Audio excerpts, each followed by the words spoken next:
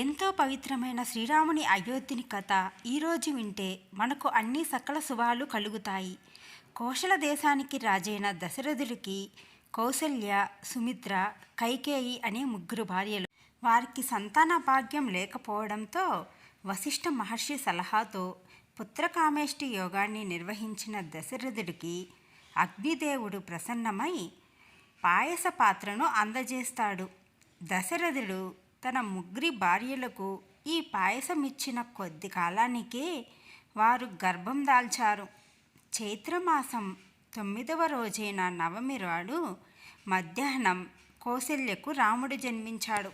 ఇక ఆ తర్వాత భరతుడు కైకేయికి, లక్ష్మణ శత్రుఘ్నులు సుమిత్రకు జన్మించారు.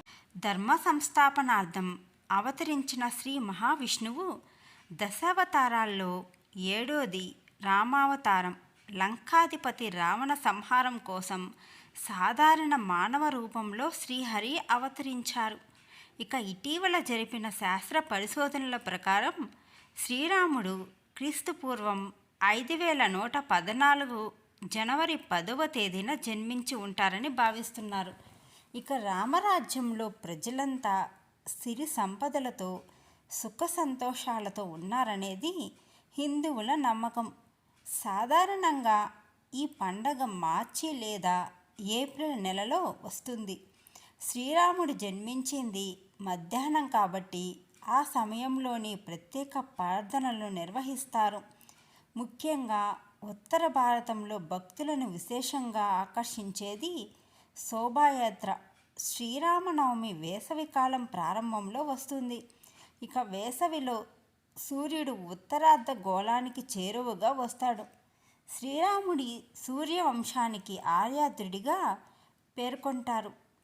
ఈ వంశానికి చెందిన ప్రముఖులలో దిలీపుడు, రఘు. వీరిలో రఘు ఇచ్చిన మాటకు కట్టుబడ్డ వ్యక్తిగా ప్రసిద్ధిగాంచాడు. శ్రీరాముడు కూడా ఆయన అడుగుజాడల్లోనే నడిచి తండ్రి మాట కోసం 14 ఏళ్ళు వనవాసం చేశాడు. మాట కోసం నిలబడ్డాడు కాబట్టే రాముణ్ణి రఘురాముడు, రఘునాథుడు, రఘుపతి, రాఘవేంద్రుడు మొదలైన పేర్లతో పిలుస్తారు. ఇక శ్రీరామ రామ రమేతి రమే రామే మనోరమే. ఇక ఈ శ్లోకాన్ని 3 సార్లు స్మరిస్తే విష్ణు సహస్రనామ పారాయణం, శివ సహస్రనామ ఫలితం కూడా లభిస్తుంది. ఇక దుష్ట శిక్షణ, శిష్టరక్షణ కోసం చైత్రశుద్ధ నవమి నాడు 5 గ్రహాలు ఉచ్చస్థితిలో ఉన్నప్పుడు పునర్వసు నక్షత్రంలో కూడిన కర్కాటక లగ్నంలో పగటి సమయాన్న సాక్షాత్తు శ్రీ మహావిష్ణువే కౌసల్యపుత్రుడిగా ఈ భూమిపై జన్మించిన పర్వదినాన్ని శ్రీరామనవమిగా జరుపుకుంటారు.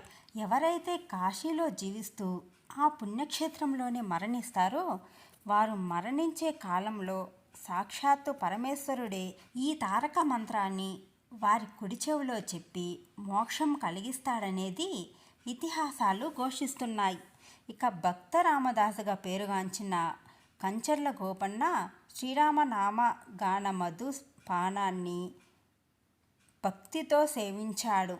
ఇక శ్రీరామ నీ నామమేమి రుచిగా, ఎంతో రుచిరా, మరి ఎంతో రుచిరా అని కీర్తించాడు. రామనామాన్ని ఉచ్చరించేటప్పుడు రా అనగానే మన నోరు తెరుచుకొని లోపల పాపాలన్నీ బయటకు వచ్చి ఆ నామం యొక్క అగ్నిజ్వాలలో పడి దహించుకుపోతాయి.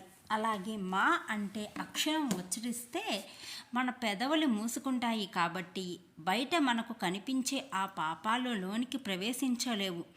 అందువల్లే మానవులకు రామనామ స్మరణ మిక్కిలి జ్ఞానాన్ని, జన్మరాహిత్యాన్ని కలిగిస్తుందట.